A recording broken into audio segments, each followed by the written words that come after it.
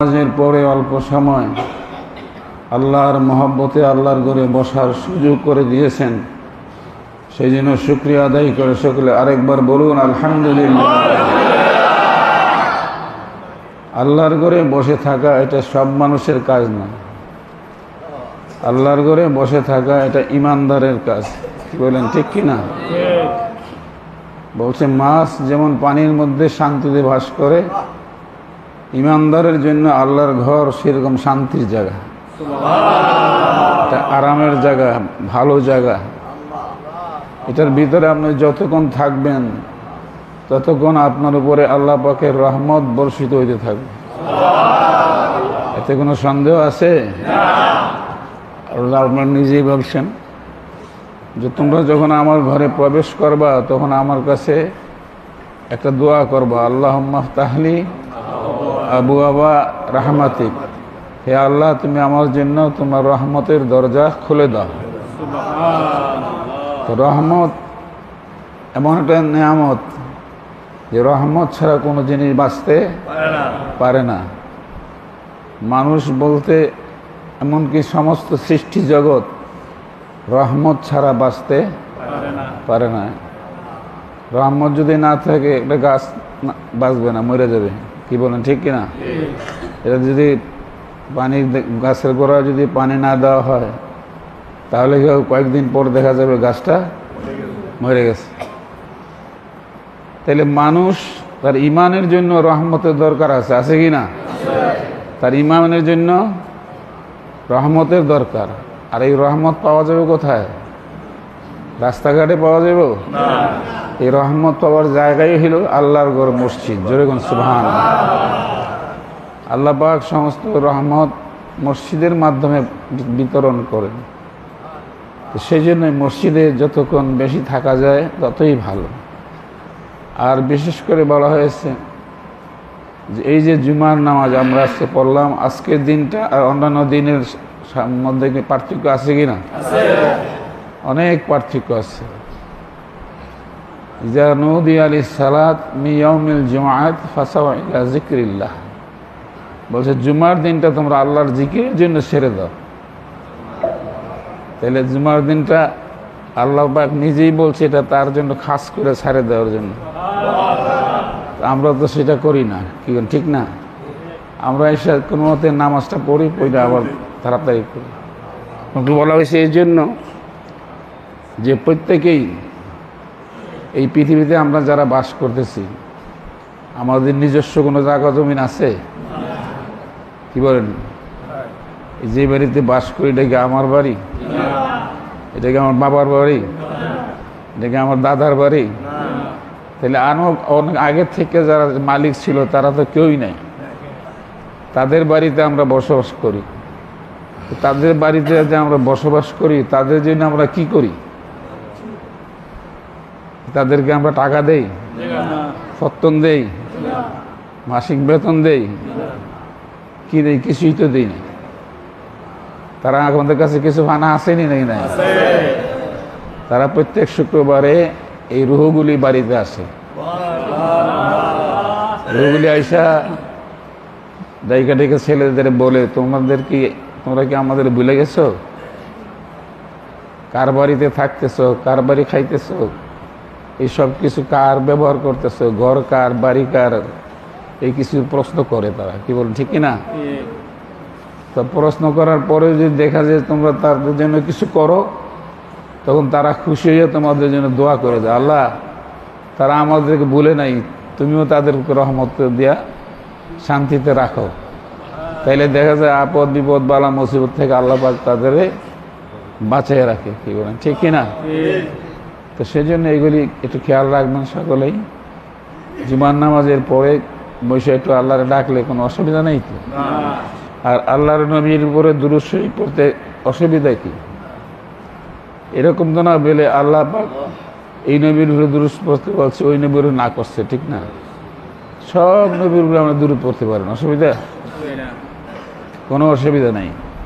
তবে বলা হয়েছে যে খাস করে আল্লাহ পাক আমাদের নবীর উপরে দুরূদ পড়ার কথা বলছে। আল্লাহ নিজেই বলছেন, ইন্নাল্লাহা ওয়া মালাইকাতাহু ইউসাল্লুনা আলান নবী, আমি আল্লাহ এবং আমার ফেরেশতারা আমার নবীর উপরে দুরূদ পড়ে। কি বলেন, ঠিক কিনা? তা আল্লাহ এবং আল্লাহ রাসূল যে এই কাজটা করে, আমরা ওই নবীর উম্মত হয়ে কি খারাপ করলাম না ভালো করলাম? লাভ হয়েছে না আমাদের? লাভ হয়েছে। এই জন্য অন্যান্য নবীরাও বলছে যে আল্লাহ আমাদেরকে নবী না বানায় যদি আখিরি জামানার নবী উম্মত বানাইতেন তাইলে ভালো আসছিল। কারণ কি, উম্মতের মর্যাদাটা বেশি। কি বলেন, ঠিক কিনা? উম্মতের মর্যাদাটা বেশি, কেন আমাদের নবীর দাম আল্লাহর কাছে বেশি, সেই হিসাবে তার উম্মতের মর্যাদাও আল্লাহর কাছে বেশি। তা আল্লাহ পাক আমাদেরকে সেই নবীর উম্মত বানাইছে, খুশি এক বলেন আলহামদুলিল্লাহ। আল্লাহ যেন আমাদেরকে ওই নবীর অনুসরণ করার তৌফিক দান করে বলুন আমিন। কয়েকবার একটু জিজ্ঞাসা, লা ইলাহা ইল্লাল্লাহ, লা ইলাহা ইল্লাল্লাহ, লা ইলাহা ইল্লাল্লাহ, লা ইলাহা ইল্লাল্লাহ, লা ইলাহা ইল্লাল্লাহ, লা ইলাহা ইল্লাল্লাহ, লা ইলাহা ইল্লাল্লাহ, লা ইলাহা ইল্লাল্লাহ, লা ইলাহা ইল্লাল্লাহ, লা ইলাহা ইল্লাল্লাহ, লা ইলাহা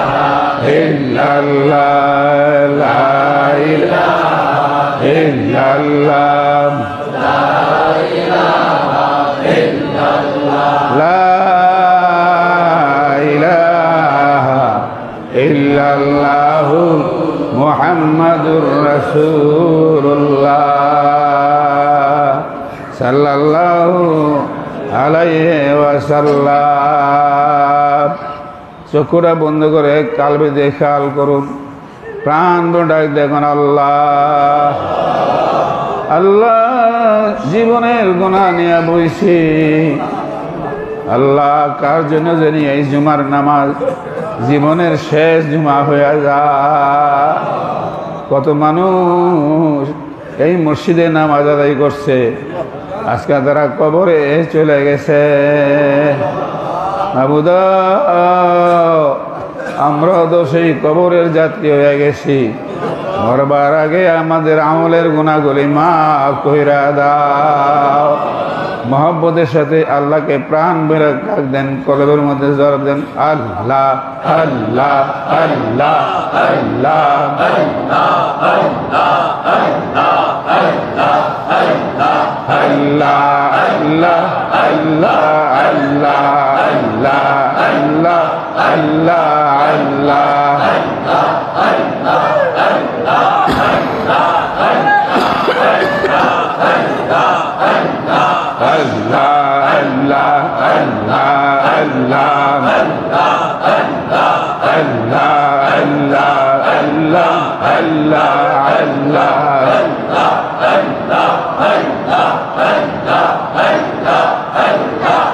মাশাআল্লাহ মাশাআল্লাহ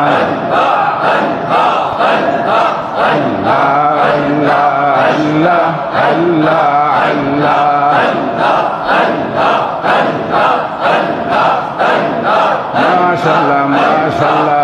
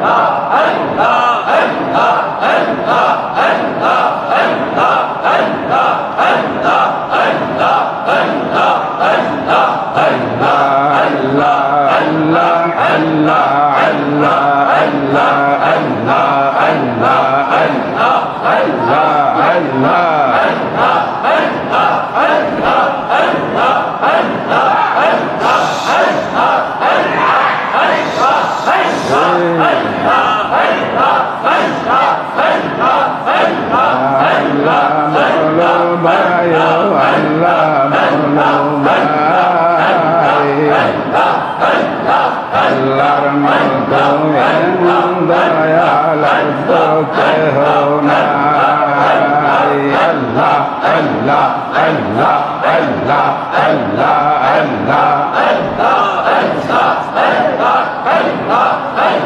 মাশাআল্লাহ মাশাআল্লাহ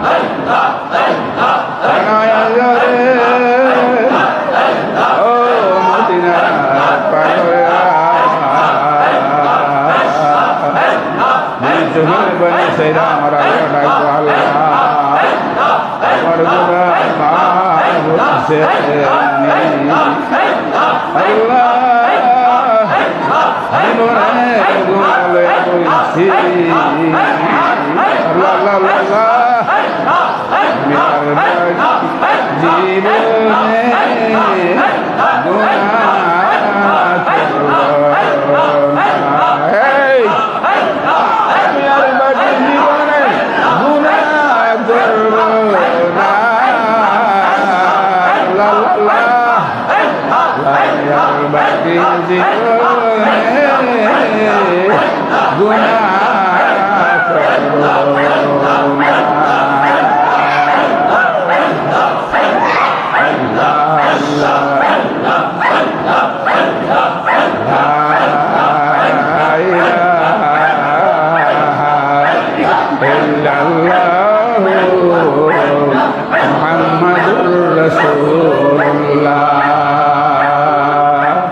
sallallahu alaihi wasallam Allahumma salli ala sayyidina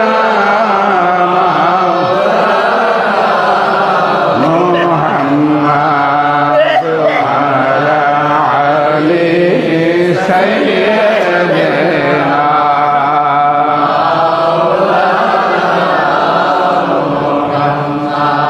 নবীর ইশকে যার দিল বাই এই জমিনে কান্দে না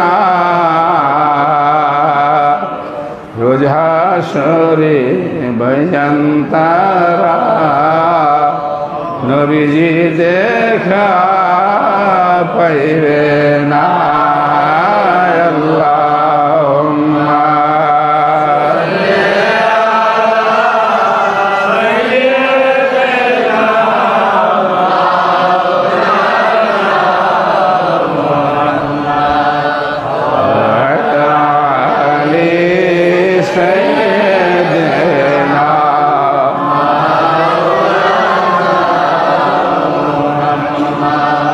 নবীর ইশকে যার দিল বাই হবে পাগল দেওয়ানা তাকে সারা দয়াল নবী জান্নাতে যাবে না আল্লাহুম্মা সাল্লি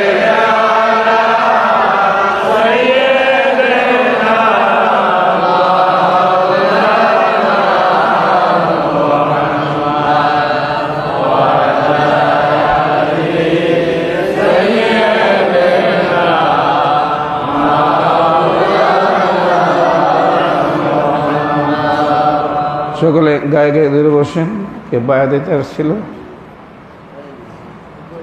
আজ প্রত্যেক গায়ে গায়ে ধরে বসেন বাবা হবে যারা বায়াত হতে চান বায়াত নিয়ে